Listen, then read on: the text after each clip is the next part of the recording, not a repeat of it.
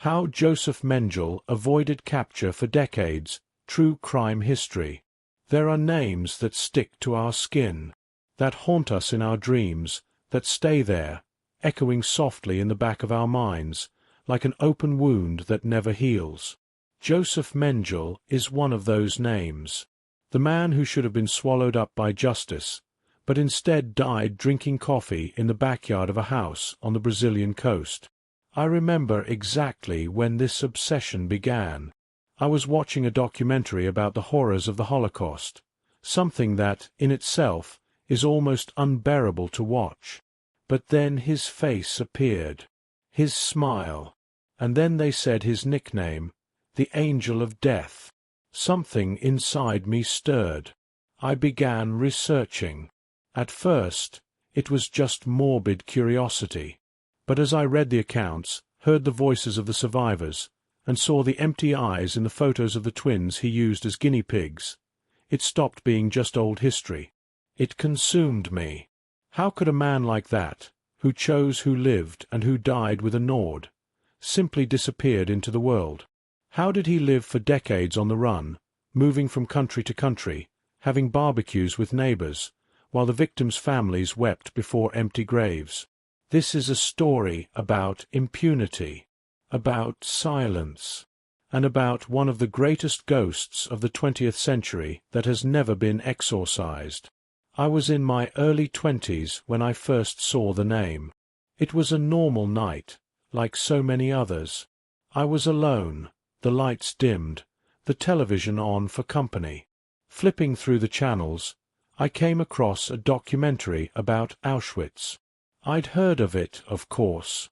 Concentration camps, Nazism, World War II.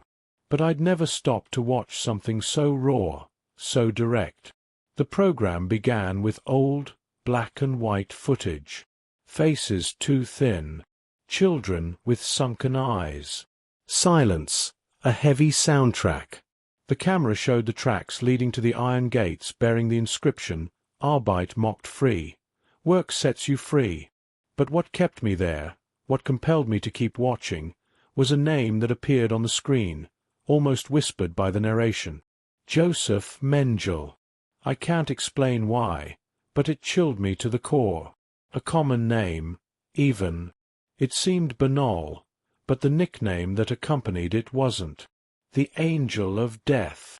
There, on that screen, appeared a photograph of a handsome man, with clear eyes, well dressed, young, smiling, the kind of person who, if I saw him on the street, I would never imagine what he had done. The narrator's voice was low, almost respectful, like someone walking among the tombs in an ancient cemetery. He talked about the experiments, about the twins, about the babies, about the ice baths and the mutilations. And every word he said, every photo that appeared, was like a sharp blade slowly penetrating my skin, cutting through the comfortable ignorance in which I lived. I discovered that Mengele didn't just choose who went directly to the gas chamber and who would be kept alive. He used children for his tests. Boys and girls. Twins, especially. He wanted to understand how they worked. He cut open their living bodies, injected substances into their eyes to try to change their color. He sewed siblings together to see if he could create an artificial Siamese twin. This wasn't medicine. This was white coat torture. As I listened to the survivors' testimonies, I began to feel something new. It wasn't just horror. It was a kind of ancient anger, as if I had lived through it without knowing it. As if those sad faces staring into the camera were, somehow, begging me to pay attention, to keep my eyes open. But it was when the documentary ended that the part that haunted me most came. I expected to see images of his arrest, a trial, maybe even a gallows. But what appeared was different. A beach, a modest house, a grave with a false name. And then the revelation. Josef Mengele died in freedom. I stood still for a while.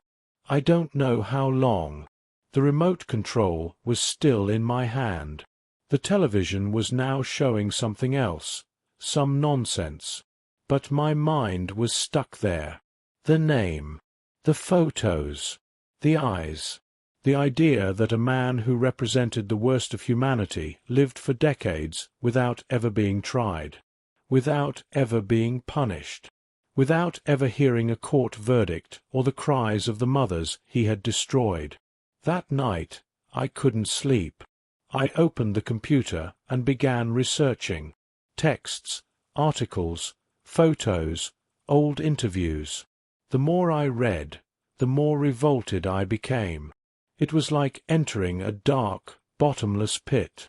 I read about how he fled Europe, how he passed through Italy, then Argentina, Paraguay, and finally Brazil. How he used false names but lived practically in plain sight. How he was protected by other Nazis, by sympathizers, by ordinary people. But what bothered me most wasn't just what he did. It was the fact that he got away with it. It was this feeling of injustice, a choking sensation that ate away at me. It affected me in a way I didn't even understand at the time. It was as if he had managed to win, as if he had looked at the world, at justice, at the victims, and simply turned his back. As the days passed, I realized this story wouldn't leave me. I needed to know more. I needed to understand how this was possible, not out of curiosity, but out of respect, out of indignation, because forgetting that name, pretending he didn't exist or that he was just one among so many, would be letting him win once again. It was at that moment that I decided I would tell this story, in my own way, with the intensity it demands, not as a historian, not as a teacher, but as someone who was hurt by it, someone who, even without having lived through that time, bears the scars left by silence. Because some truths are like poison. You only survive if you spit. And this is one of them. The line between a man and a monster is sometimes thinner than we imagine. In the case of Josef Mengele, it simply didn't exist. The more I investigated, the more I felt like I was peeling a rotten onion. Layer by layer, the smell only worsened. It was as if the doctor image was just a grotesque disguise, and behind the white coat lay something inhuman. But Mengele was a doctor, yes. He graduated with honors, a doctorate in anthropology. He had all the veneer of science, and perhaps that makes it all the more perverse, because he didn't kill on impulse, nor out of desperation. He made his choices coldly, as if analyzing equations. He was methodical, clinical, a brilliant mind in the service of barbarity. In the Auschwitz concentration camp, he wasn't just another soldier obeying orders. He was the man at the top of the pyramid of pain. The trains arrived packed, and he was there, impeccable, with clean gloves, sometimes with a rose in his lapel. With a simple gesture, a wave of his index finger, he decided who would go straight to the gas chambers and who would be spared to suffer. Listening to the survivors' accounts, it's impossible not to feel your soul sink. One of them said that Mengele had a morbid obsession with twins. When he saw twins getting off the train, his eyes would shine. He would separate them and take them to special barracks. There, he began what he called research. But there was no real science there. There was torture. He would draw blood from one and inject it into the other, just to see what would happen. He injected chemicals into the children's eyes to try to change their color. He would sew twins together at the back, creating a false Siamese twin. When one died, and they always died, he would kill the other to compare their organs. With a scalpel in hand and a notebook, he wrote everything down as if he were writing an academic paper. A girl named Miriam said she couldn't sleep. Her veins were enlarged by so many injections. At night, she heard the screams of the other children and swore she could smell burning flesh coming from the crematorium. All this under the cold eyes of Mengele, who walked the corridors as if he owned everything. And perhaps he was. There, he was God. In the eyes of the Nazis, he was making scientific advances for the good of the Aryan race. But what he was doing was playing with human bodies as if they were dolls. What frightens me most is the normality with which he performed these tasks. There were no screams of rage, no moments of uncontrolled fury. He smiled. He greeted the children. Sometimes he brought them candy, and then he cut them alive. It was as if he truly believed all of this was justified, that he was above good and evil, a doctor, a scholar, a butcher disguised as a civilized man. I sometimes wonder what was going through his head as he wrote his reports at night. Did he think about God, his family, himself? Did he sleep well? Do you know what revolts me the most? Many documents show that he was admired by his colleagues. He was seen as an elegant, cultured, and polite man. He received visitors, exchanged letters, and gave advice. This was before the war, of course, before he transformed himself, or perhaps simply showed who he truly was. That's why I insist, Josef Mengele was not a mistake of the system. He was the faithful reflection of a rotten ideology that hid behind science. He was living proof that knowledge, without humanity, is a powerful poison. A scalpel can heal, but it can also open bodies to horror. What consumes me most, however, is imagining those children, fragile, small, orphans, alone in a place where no one cared, looking at that man, who, in theory, was supposed to be watching over them, and realizing he was the worst kind of threat. A man with calm speech, steady hands, but a completely numb heart. It's no exaggeration to call him a monster. But perhaps most frightening was the fact that he seemed unaware of being one. Or worse, perhaps he knew, and simply didn't care. As I write these words, I find myself looking at old photos. Children too thin, wide-eyed, some trying to smile, and among them, Mengele's face, always straight, always clean, like a spectre, a predator amidst defenseless prey. And I think, how did humanity allow this to happen? How did we allow him to be treated like a doctor, when he was a serial killer with a degree? In the logic of war, perhaps he was just another cog. But in the logic of consciousness, he was an abyss that, unfortunately, was never closed, and whose echoes still resonate. Because as long as we speak of Mengele only as a historical figure, and not as a living reminder of what evil can do when it is accepted, legitimized, even rewarded, we will continue to be at risk. And perhaps worst of all is knowing that, for decades, this same man who exterminated children with anesthesia and a scalpel walked freely on streets like ours. He drank coffee, read the newspaper, watched the sunset, while their ghosts still screamed from beneath the earth. The first time I heard the voice of someone who survived Mengele, I froze. It was an old recording, the kind where the sound seems to come from a dead place, the hiss of the microphone, the voice broken by time, and yet filled with pain. It wasn't just a report. It was a scream held back for decades, a wound that never healed.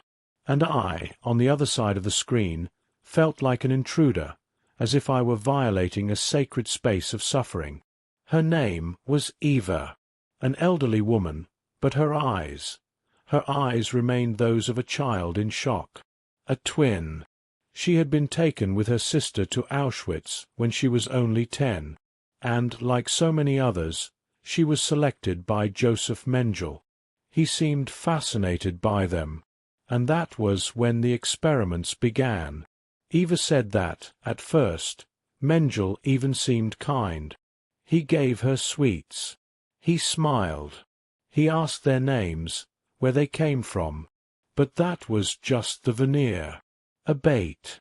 Soon came the needles, the invasive exams, the cold rooms.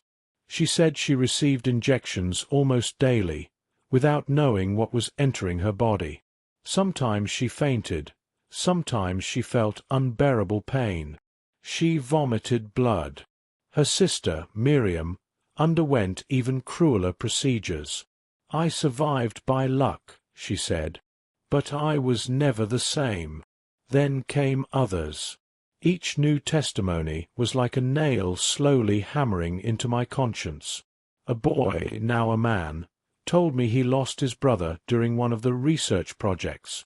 Mengele injected something into both their eyes. His brother went blind and died within days. He survived, but the guilt haunted him his entire life. "I should have died with him," he whispered. His voice trembled like wet paper. Another told of forced gynecological examinations on 8- and 9-year-old girls. No anesthesia, no explanation, just pain, pain, and more pain, and Mengele observing everything with a notebook, as if it were just data collection, as if those children were lab rats. I listened to all this in the solitude of my room, with headphones on, like someone carrying a dirty secret, and at a certain point I had to stop. I felt a weight on my chest, as if I'd swallowed concrete.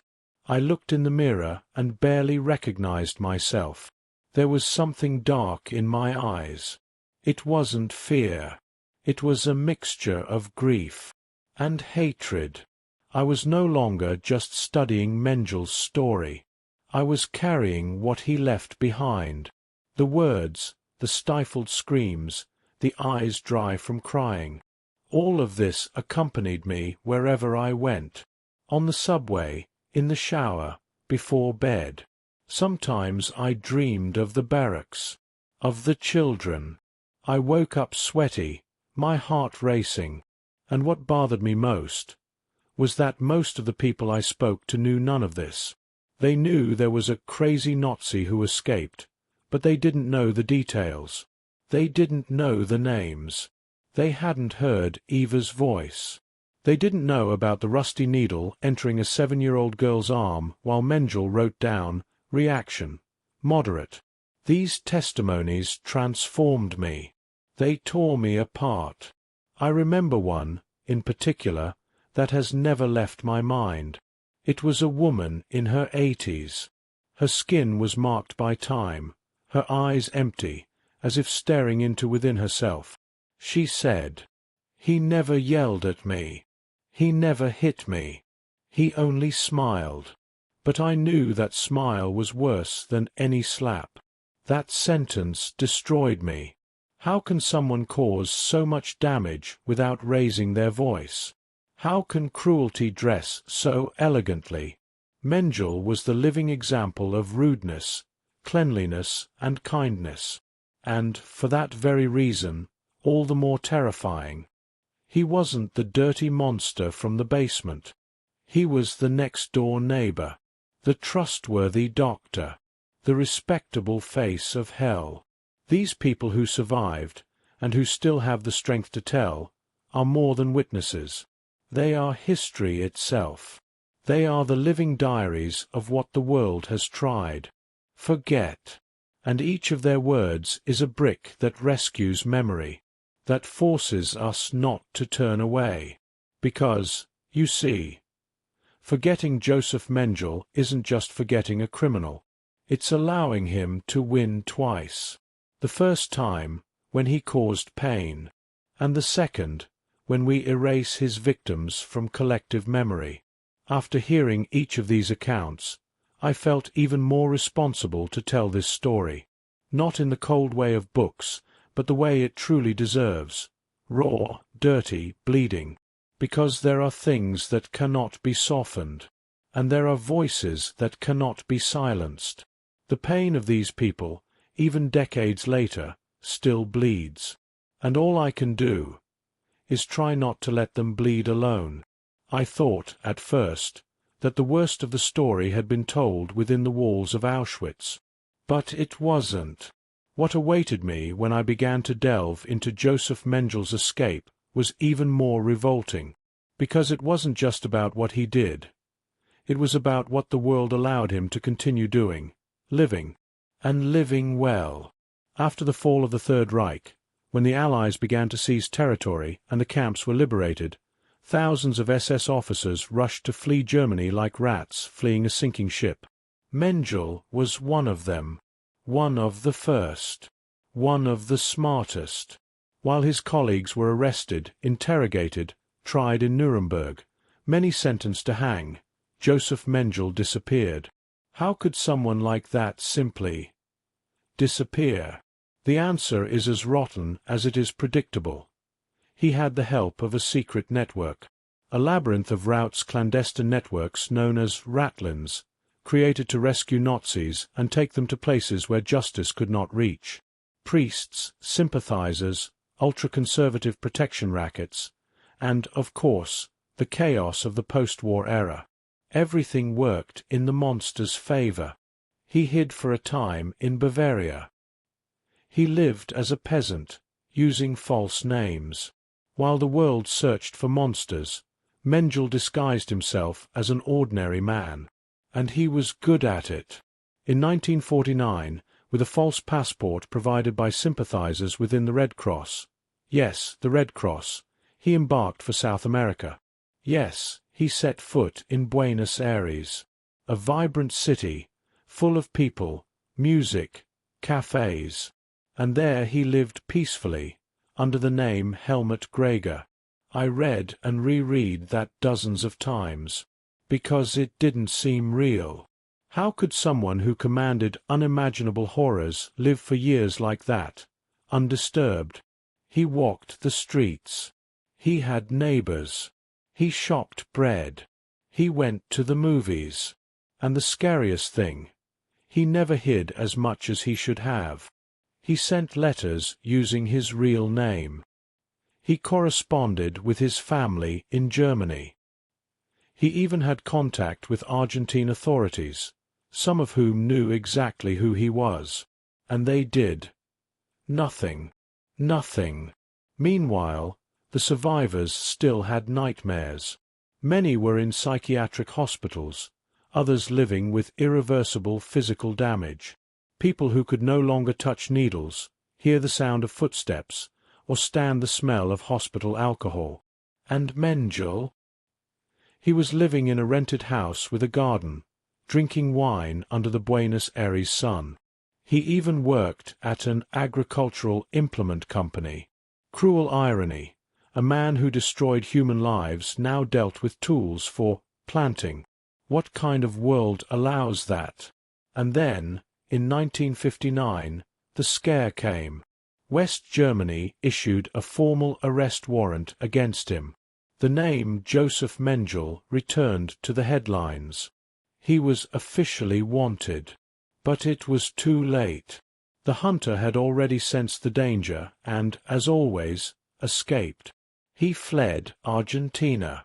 He passed through Paraguay. And then he came to Brazil. Yes, in my country, in my backyard. When I discovered this, I felt a chill down my spine like never before, because now the story was no longer just European. It wasn't distant. It intertwined with the place where I grew up, with roads I'd already traveled, with cities I might have visited without knowing he'd been there. He entered Brazil in 1960. Using the name Peter Hochbichler, and then Wolfgang Gerhard. He had help from other German immigrants. He was welcomed, sheltered, hidden, yes, but never in caves or holes. He lived in small farms, ranches, modest but comfortable houses. He passed through cities like Serra Negra, Caieiras, and later Embu, São Paulo. I found myself looking at maps, trying to retrace his steps, reading accounts from neighbors. One said he was quiet, polite, always with books in his hand. Another remembered how he liked to walk alone. No one suspected anything, or maybe they preferred not to. And meanwhile, the world remained silent. The Mossad, Israel's secret service, had captured Adolf Eichmann, the architect of the final solution, in Buenos Aires in 1960. One would imagine that Mengele would be next. But he escaped again. He always escaped. He was like a ghost, always a step ahead of justice. And interest in his capture began to cool. The world was changing. The Cold War took center stage. And Mengele, like a forgotten tumor, continued to feed on time and silence. 4 years he lived here, among us, under a false name, but with his true story dormant. There was no court. There were no handcuffs. Just the shadow of a comfortable life stained with dried blood. Until, in 1979, on a hot February day, Mengele went swimming on a beach in Bertioga, on the coast of São Paulo. He had a stroke. He sank into the shallow water, and died. He died free. He died without paying for anything. He was buried in Embu dos Artes, under a false name. And for years, no one knew. No one investigated.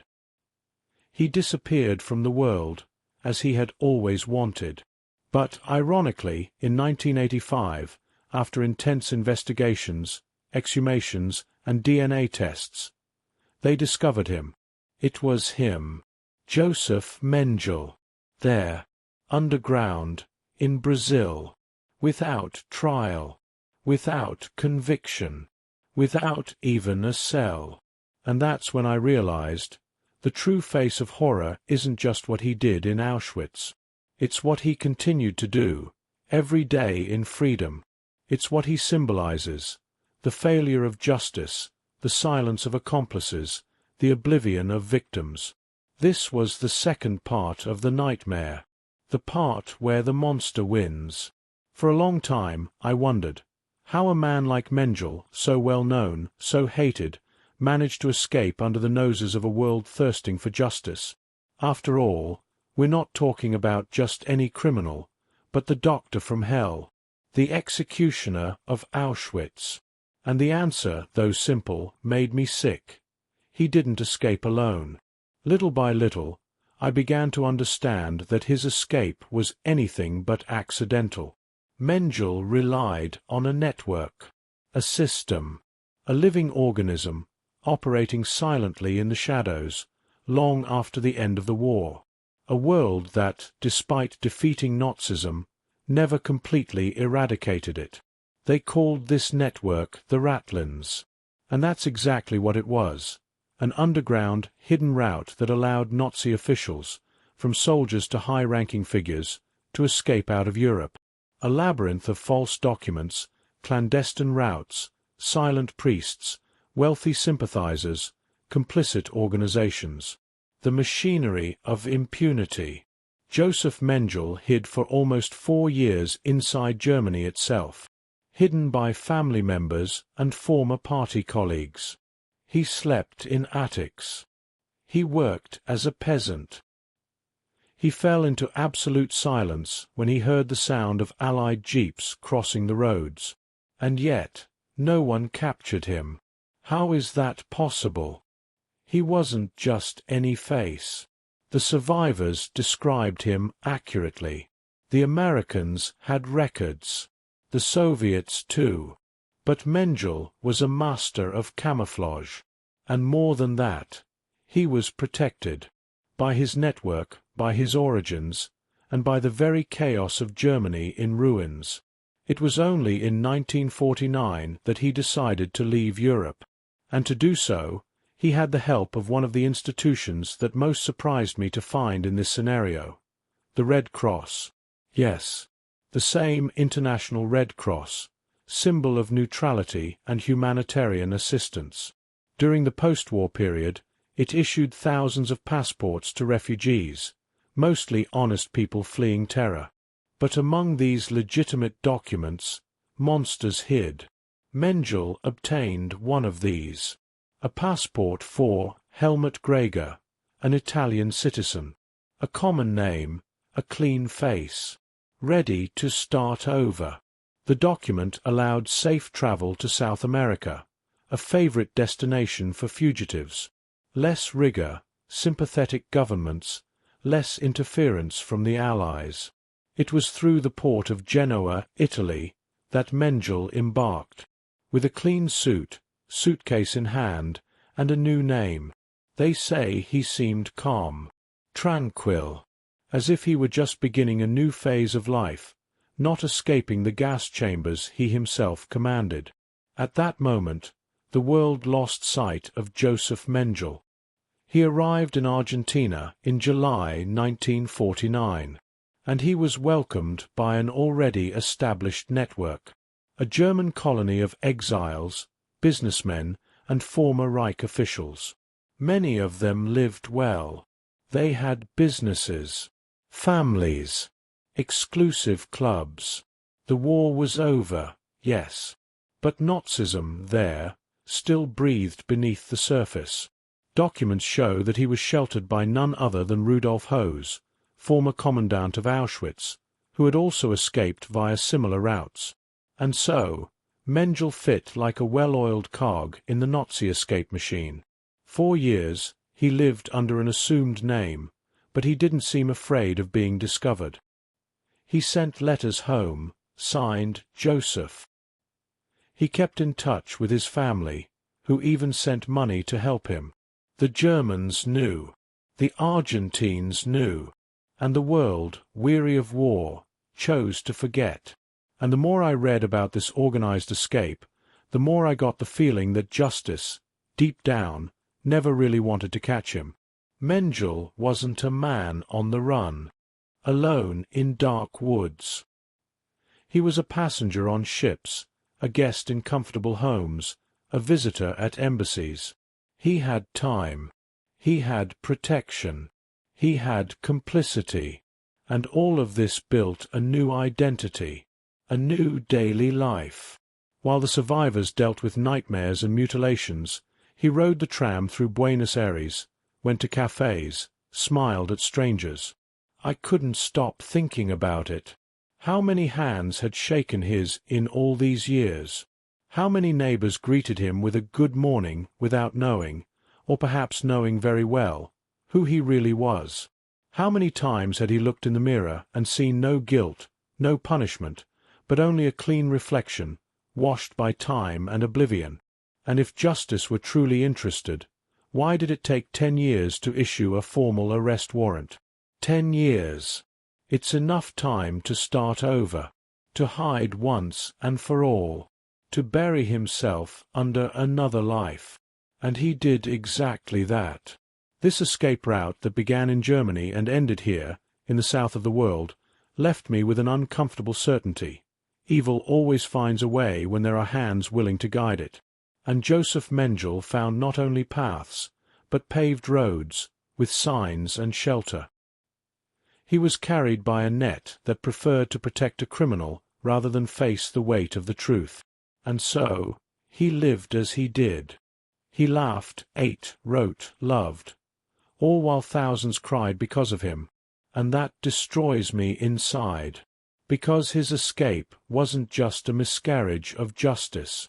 It was a moral betrayal of humanity. The worst part of all this isn't what Josef Mengele did within the gates of Auschwitz. What destroys me, what corrodes me inside, is what he did afterward. Or rather, what he didn't do. He didn't run away like a cornered animal. He didn't hide in holes in the ground, nor did he go hungry. He didn't live in constant fear. He suffered no attacks, no reprisals. Josef Mengele lived the second half of his life as an ordinary man, And that was precisely what most astonished me when I began to retrace his steps through South America. After arriving in Argentina in 1949, Mengele didn't go completely underground. On the contrary, for more than a decade he lived relatively in plain sight. He walked the streets of Buenos Aires under the name Helmut Greger, but he didn't even try very hard to hide his true identity. He sent letters signed Josef. He visited other Nazi refugees. He frequented cafes where former SS members exchanged memories of old Europe as if they had served in a university, not a killing machine. I read testimonies from people who saw him at social events, dinners, discreet meetings. He dressed well, polite, always with that air of cold superiority, as if he carried a secret the world would never understand, and, deep down, perhaps never had any real interest in understanding. In Buenos Aires, he even opened a pharmaceutical company. A cruel irony. A man who destroyed bodies now profited from products to cure them. It was at this time that a new detail made me sick. Mengele's family in Germany sent money regularly. A wealthy, influential family that continued to support their prodigal son in exile. They knew where he was. They knew what he had done. And yet, they paid for everything. They fueled the silence. Over time, international pressure began to mount. Mengele's name began to circulate again. The noose tightened, especially after the capture of Adolf Eichmann in 1960, right there in Argentina. Mengele, once again, smelled danger and disappeared. He jumped countries. He went to Paraguay, where he obtained citizenship. The local president, Alfredo Stroessner, was sympathetic to the Nazi cause. And there, Mengele found what he needed most: official protection. They say he carried a gun, suspicious. But he was never captured. Interpol was looking for him. So was the Mossad. But he always escaped by a hair's breadth, as if there was always someone holding the door open for him, right there in front of him. And then, the most disturbing moment for me, Mengele crossed the border and entered Brazil. My country. My land. And then, I confess, the anger became personal, because he walked the same roads as me. He breathed the same air. Maybe he ate in the same places. Maybe he crossed paths with people from my family. Who knows? A spectre walking among us, invisible and unpunished. He lived in São Paulo, Serra Negra, Caieiras, and then Embu dos Artes. He changed houses, but not his life. He had a routine. He went for walks. He wrote letters. He read medical books. He tended the garden. A neighbor once commented that Mengele loved roses. I read that and froze, because in my mind, roses now smell like death. He even had companions, Germans also in exile, who took him in. In 1961, he went to live with the Stammer family, on a property in the interior of São Paulo. They even treated him like a relative. They cared for him. They called him Uncle Fritz. And even when they began to suspect who he was, or even knew for sure, they did nothing. And why? Out of fear? Out of convenience? Out of ideological affinity? The truth. Probably all of these things combined. During his time in Brazil, Mengele was the target of several investigations. The Mossad was close, but never close enough. In 1962, for example, a capture plan was aborted due to lack of confirmation of his identity. In other words, they let him escape again. I started seeing photos of the houses where he lived. Simple, discreet houses. One with a porch. Another with a small flower bed. I looked at those walls and thought, how many nights did he spend there, sleeping peacefully, while the voices of the children of Auschwitz still echoed in the darkness of time. They say he wrote diaries. In German, of course. With elegant handwriting. Texts on medicine, on philosophy, on the moral decay of the modern world. Just look, him talking about moral decay. These writings were only discovered years later, when his identity was finally confirmed. But what struck me most was a detail told by one of those who lived with him in Embu. He used to go out in the late afternoon to walk. He walked slowly, with his hands behind his back, looking at the sky. He seemed at peace. At peace. That word destroyed me, because it doesn't suit Mengele. It doesn't belong to him. But somehow the world allowed him to die like this, late afternoon on the coast of Sao Paulo, with the sun reflecting off the sea and his body slowly sinking after a stroke. The Auschwitz doctor drowned, free. And his life here, among us, was this, a routine of silence, shadow, and impunity.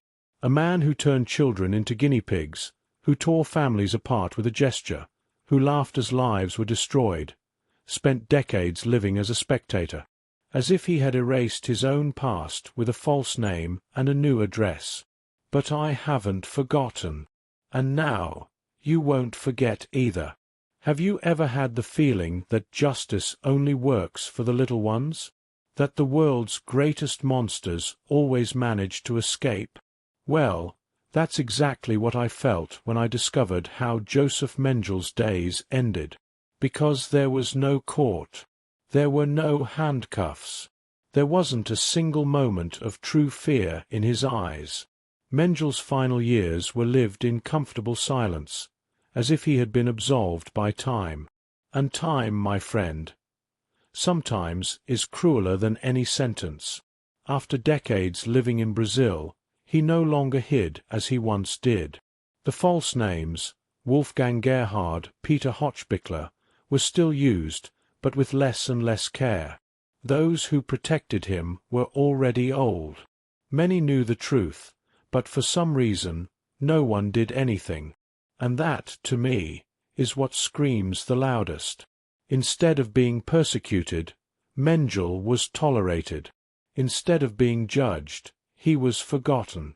As the world moved toward modernity, toward globalization, toward the space race, Josef Mengele drank coffee on a veranda in the interior of Sao Paulo. He spent his last days in the Bossert family home, in the city of Embu dos Artes, where he was known only as the Old German. He lived modestly but comfortably. He took short walks. He read a lot. And from time to time he received visitors, exiles like himself. The past. It was buried. At least, that's what he wanted us to believe. But there's one thing time doesn't heal. Guilt. And although Mengele never admitted remorse, there is no record, no confession, no letter. What we do know is that he became increasingly reclusive. Paranoid, perhaps. He carried false documents in his pocket. He was afraid of being caught, but not afraid enough to run away again. It was as if he already knew no one would come. And he was right. The Mossad had already given up. Interpol, too. The Nazi hunters who had once clamored for his capture were aging, dying, surrendering to the idea that they might never catch him. And then, on February 7th, 1979, a sultry summer day, Josef Mengele decided to swim. He was in Bertioga, on the coast of Sao Paulo, staying with the friends who were hiding him. He entered the sea like any other man. They said he seemed calm, that he laughed before entering the water. But the water is unforgiving. He had a stroke in the sea, and he drowned. Like so many others, he threw into the abyss of history. It was that simple. No screams. No punishment.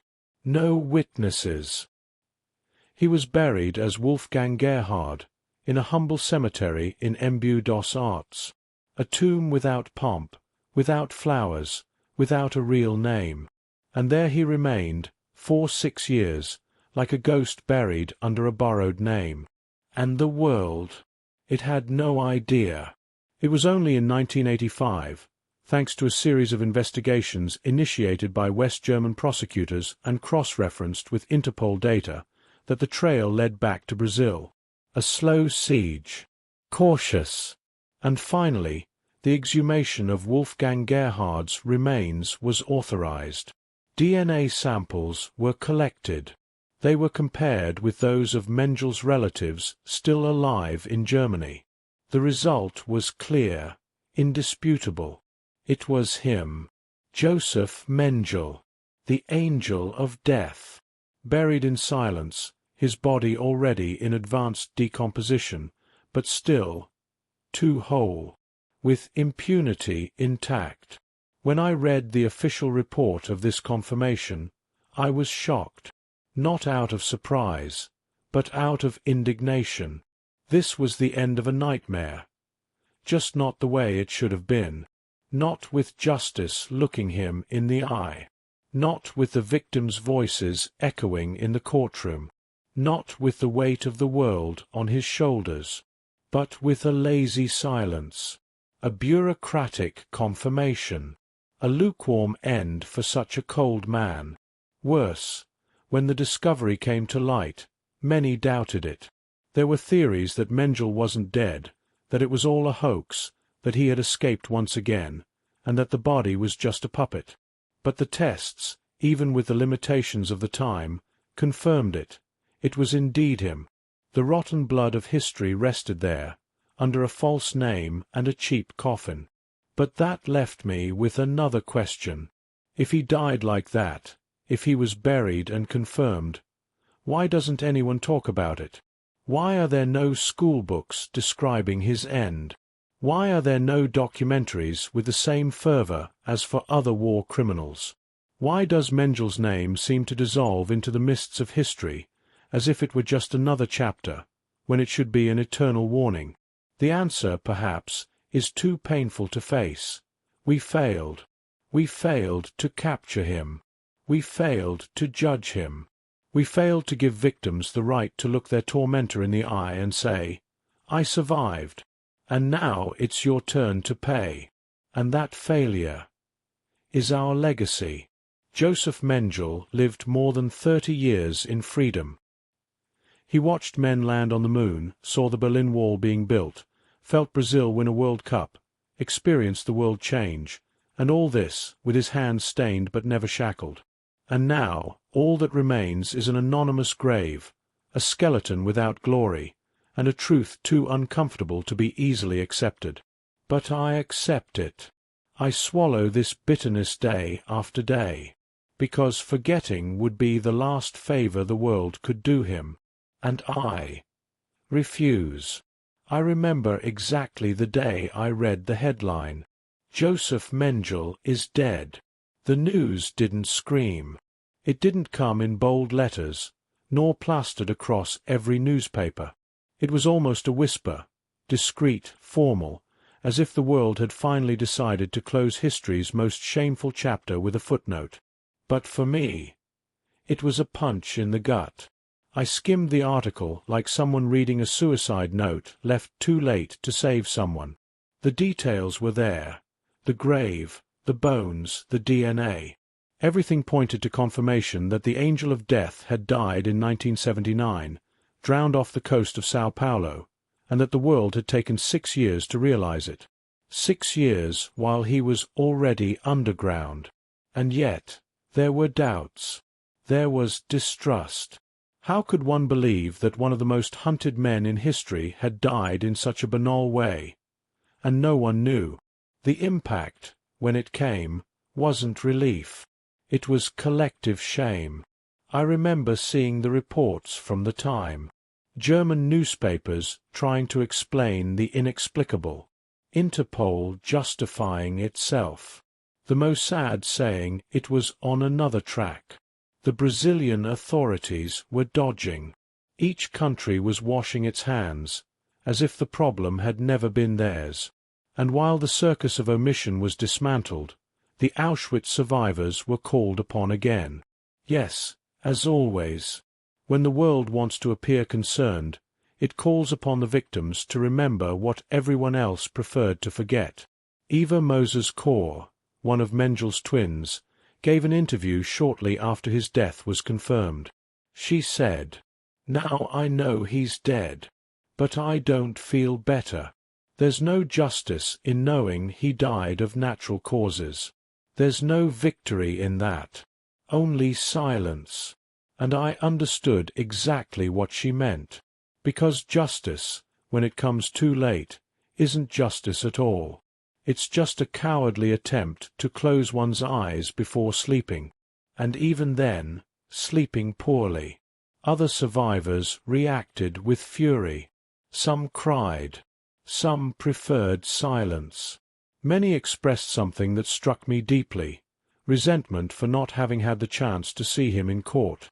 "I wanted to see him tied up," one man said, "in that same white coat, forced to hear the names of the children he killed.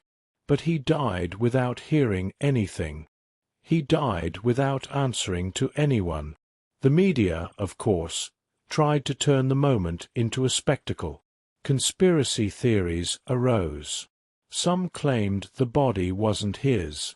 Others said he was living under another name in Chile, that he had died decades before, that he had committed suicide in Germany, that he was alive, living among monks, as if the world were desperate for a fairer, more dramatic version, because reality was simply too mediocre.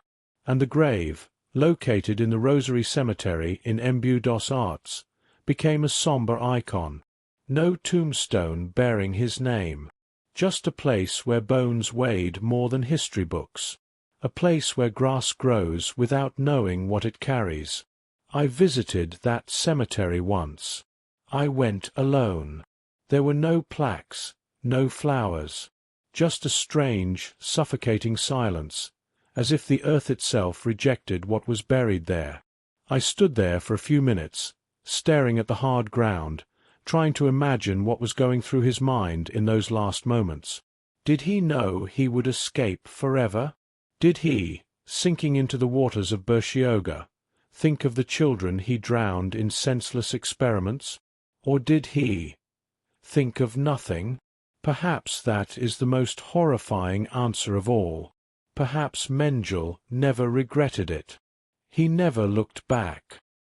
He never asked for forgiveness, not even in a whisper. Perhaps he carried his own truth to the end, head held high, as if he were right. And if that's true, then what are we left with? We are left with shame. We are left with the weight of knowing that human justice failed. That time passed. That the survivors died, one by one, without seeing the end they expected. And that we, now, are left with the responsibility of not allowing oblivion. Because the impact of the discovery was not merely historical. It was symbolic. It was confirmation that evil, when not confronted forcefully, adapts. It hides, and dies of old age, in peace, with the sunset reflected in the waters of a foreign land. And meanwhile, history swallows hard. I remember a quote from Primo Levi, an Auschwitz survivor. "Those who deny Auschwitz are ready to repeat it." And I think, those who ignore Mengele are ready to create others like him, because the real impact of his death wasn't the end of a search. It was the reminder of an omission that will never be erased. And the most terrifying thing is that the world seems to have made peace with it. I didn't. And maybe you can't either, now that you know all this. If there's one thing that makes me uneasy, it's thinking about what never reached us. I'm not just talking about the victims who were never recognized, but about the evidence, the documents, the hidden memories that could reveal the true face of the man Josef Mengele was, and perhaps even help us understand him. But instead, there remain lost fragments, secret diaries, and the almost deafening silence of oblivion. When Mengele's name appeared in the news after his death in 1979, I expected to find damning accounts, confessions, something that could illuminate the darkness of the monster's mind. But no. What surfaced were incomplete accounts, torn documents, clues that vanished like smoke in the wind. As I searched through old archives, I realized that much of the evidence of his post-war life had been lost, or, worse, destroyed. It said that his family, to preserve their reputation, burned letters, hid diaries, and eliminated any trace that could further incriminate him. But what fascinated and disturbed me at the same time were the diaries that were nevertheless found, fragments of Mengele's personal writings, kept secret for decades, and which only a few researchers have been able to access. In them, he recorded not only his daily life, but also his dark reflections. It's impossible not to feel chills reading pages where he speaks of racial purity, science as justice, and his own sacrifice for what he called a new world order. The arrogance and coldness of his words filled me with nausea, but also with a deep fear, the fear that this man never truly understood the evil he had done. But what's most disturbing is what he wrote about the future. Plans, fears, and even a plan for escape in case he was discovered. Documents that detailed his strategies for continuing to live, for maintaining his false identity, for reinventing himself.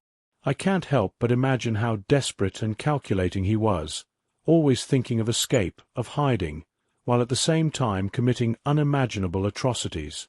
And what these diaries tell me is that Mengele, even on the run, never lost the sick conviction that drove him to become the angel of death. He believed in impunity, believed he could rewrite his history. But, like everything in life, time is relentless. And even though he managed to deceive the world for decades, he never escaped the shadow of his past. What deeply intrigues me is the question, what would have happened if this evidence had reached the right hands at the right time? Would Mengele have been arrested and tried? Or would the network that protected him have managed to erase every last page of his story? Ultimately, what remained was a man buried in anonymity, his true face hidden by false documents, and a legacy of silence and impunity. But I won't let this story die with him. I tell it because I know the truth, however dark it may be, needs to be remembered. As I dug deeper into this dark story, one thing became clear to me. Josef Mengele didn't escape alone. He was carried, protected, guided, as if an invisible but powerful shadow had reached out to ensure the Doctor of Horror never faced justice. This network of accomplices wasn't made up solely of strangers on secret routes. They were ordinary people, institutions that should protect life but chose to turn a blind eye. Priests, politicians, corrupt officials, businessmen, all playing a crucial role in hiding one of the greatest monsters the world has ever seen. I began to understand that this network was the heart of the so-called ratlins, secret corridors that crossed countries, borders, and continents, allowing Nazis to flee Europe to South America and other destinations. They had false passports, documents issued by agencies supposedly serving justice, and shelter where no one asked who they really were. For example, the Red Cross, an institution I imagined as a fortress of solidarity, was involved in this rotten machine by issuing false documents to Mengele and other criminals. I almost didn't want to believe it, but the papers I saw confirmed it. It was the bridge that allowed him to cross the Atlantic and hide in foreign lands. Furthermore, I found accounts of Catholic priests who, driven by conservative ideologies or even complicity, sheltered Nazi fugitives in their parishes. Imagining Mengele sitting in confessionals, surrounded by prayers and silence, while the world searched for him, brought a lump to my throat. And there's more. Certain governments in South America, especially Argentina and Paraguay, offered political refuge to these men, including Mengele. President Stroessner of Paraguay not only turned his back on international justice, but actively supported their continued existence. It was a conspiracy of silence, a pact of impunity. But it's not just the big names that impress me. It's the ordinary people who, perhaps out of fear or ignorance, chose to remain silent. neighbors who suspected but pretended not to see, friends who offered shelter without asking why, families who sent money to ensure he could continue living in comfort. It's this complicit silence that destroys me, because when evil hides among normality, it gains strength. When justice isn't courageously pursued, it finds refuge in everyday life. This network of accomplices is what allowed Mengele to live for decades, and it made me wonder how many other similar stories are buried beneath the world's silence. I found myself asking, how can we fight evil if even today it finds hands to protect it? How can we demand justice when so many seem willing to turn a blind eye? This part of Mengele's story is the most bitter, not because he managed to escape, but because there were, and still are, people willing to hide what they don't want to face. And this truth, more than anything, haunts me. As I delved deeper into Josef Mengele's story, one thing became increasingly clear to me. The silence of governments and the world's indifference were perhaps as cruel as the atrocities he committed. And this is a truth that aches to the soul. I wonder, how many times, in closed meetings, did political leaders choose to ignore calls for justice? How many times did diplomats strike backroom deals to ensure that Mengele, the angel of death, would not be extradited? How many passports were signed, how many doors were opened, so he could continue his escape undisturbed? The most disturbing thing is that this wasn't a mistake or an oversight. It was a clear strategy, a tacit pact between countries that preferred to sweep shame and responsibility under the rug. The Cold War was beginning, and former allies became enemies. In the midst of this political game, criminals like Mengele became disposable pawns, whose capture could destabilize alliances or compromise broader interests. I recall reports in which Interpol and CIA agents had crucial information about Mengele's whereabouts, but were instructed to back off. The priority was elsewhere: the fight against communism, the arms race, geopolitical balance. Justice for the victims of the Holocaust took a back seat, or perhaps third, fourth, fifth. This global indifference not only allowed Mengele to live free, but also sent a dangerous message, that certain crimes, no matter how heinous, can be forgiven or forgotten in the name of political expediency. When the international media finally revealed their location in Brazil, the impact was limited. Governments preferred not to fuel the fire of memory. After all, how many Nazis were still hiding in their own countries? How many still had power, influence, money?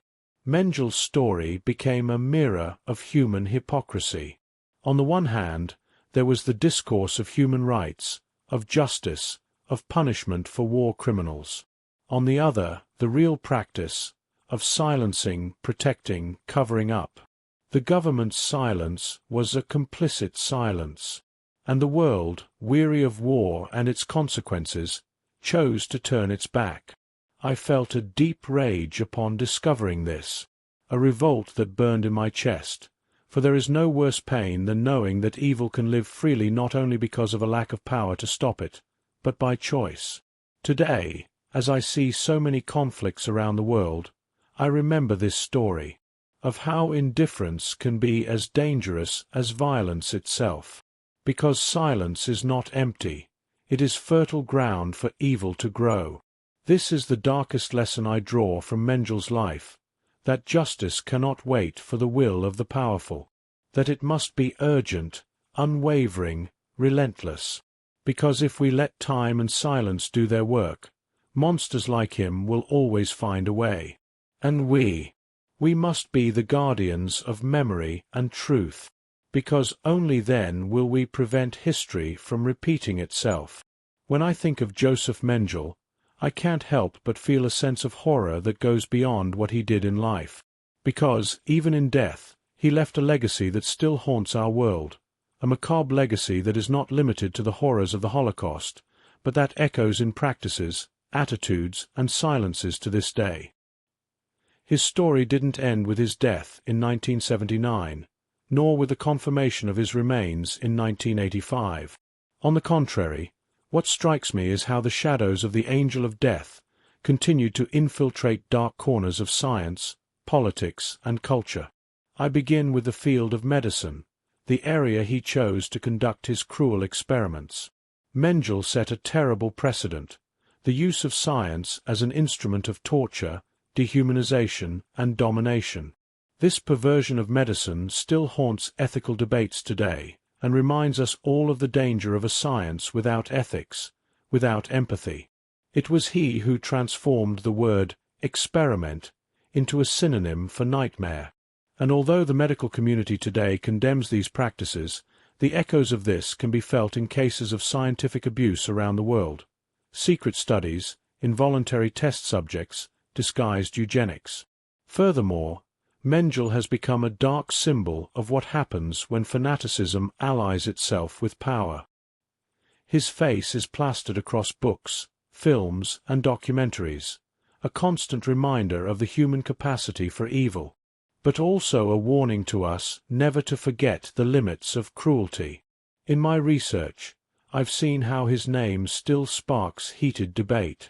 In some places, there are even attempts to minimize his role, as if he were merely a piece of a larger puzzle. This, to me, is another way of perpetuating silence. Even more disturbing is knowing that Nazi thought, the ideology he embraced, did not die with him.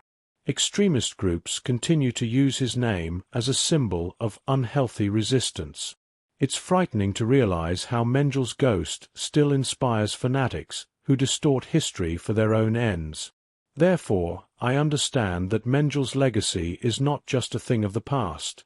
It is a constant threat, a reminder that evil can be reborn if we are not vigilant. The memory of those atrocities must be kept alive, so that humanity does not forget the dangers of intolerance, cruelty, and indifference.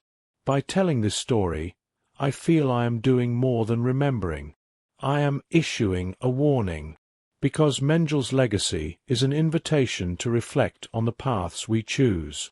If we allow silence to take over, we are opening doors for monsters that may lurk in the shadows, waiting for their next opportunity. And it is this reflection I want to leave with you, who have followed me thus far. Josef Mengele's story is not just a dark account of the past. It is an urgent call to action for the present. We cannot allow his legacy to be forgotten or distorted, because only by facing the truth, however painful, can we build a future where horror has no room to flourish. Since I began delving deeper into Josef Mengele's life and escape, I have carried a weight I cannot fully explain. It's not just the horror of the facts, nor the coldness of the numbers, nor the images of the experiments. It's something deeper, an almost physical sensation, as if every word I write or say seeps straight into me, leaving an invisible stain, a weariness in my soul. Sometimes I wonder if it's fair for me to expose myself to such dense darkness, because telling this story is like opening a wound that won't heal. It's revisiting the pain of millions who suffered without their voices being heard. It's carrying the responsibility of not letting silence win. But I also know that this weight has a purpose. It's the weight of memory, of truth, and justice.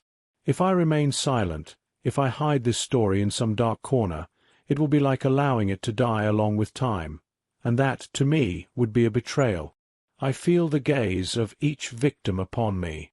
I imagine their voices whispering for justice, for remembrance. And it's this call that keeps me strong. Because knowing isn't enough.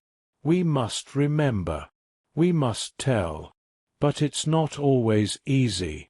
Often, I find myself facing the cruel question: why did the world allow it? Why did Mengele escape?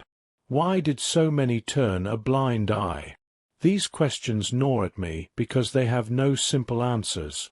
This search took me to dark places in history and the human soul. It showed me that evil is not a distant monster, but something that can exist in routine, in bureaucracy, in indifference, and that fighting it requires courage, honesty, and memory.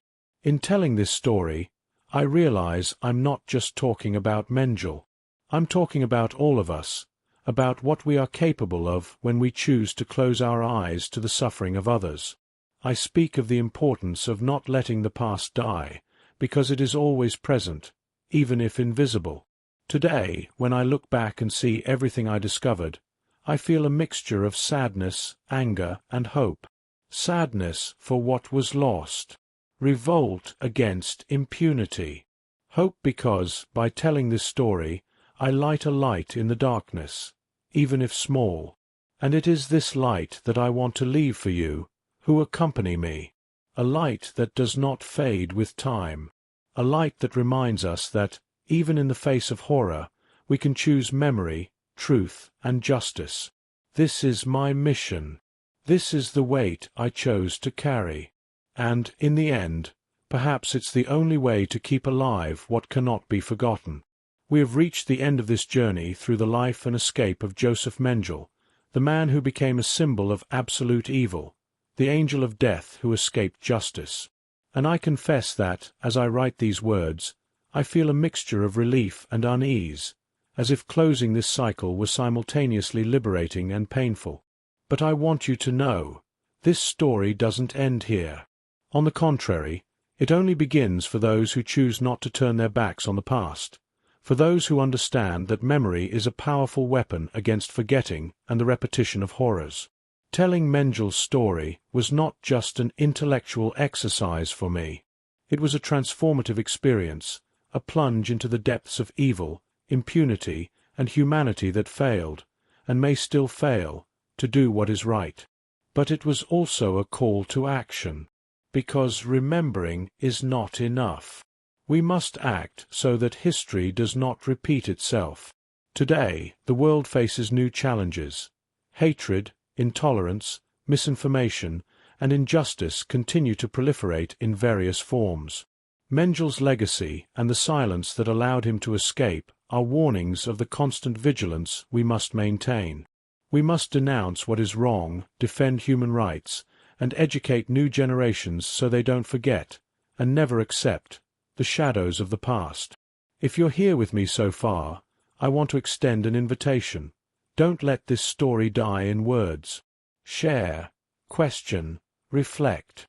Be an active part of a world that demands justice and truth. And if you haven't already, subscribe to the channel. Here, we will continue uncovering dark stories, bringing to light facts that many would rather forget. Together, we can transform memory into strength. Thank you for joining me on this journey. Your interest and attention are a light against the darkness.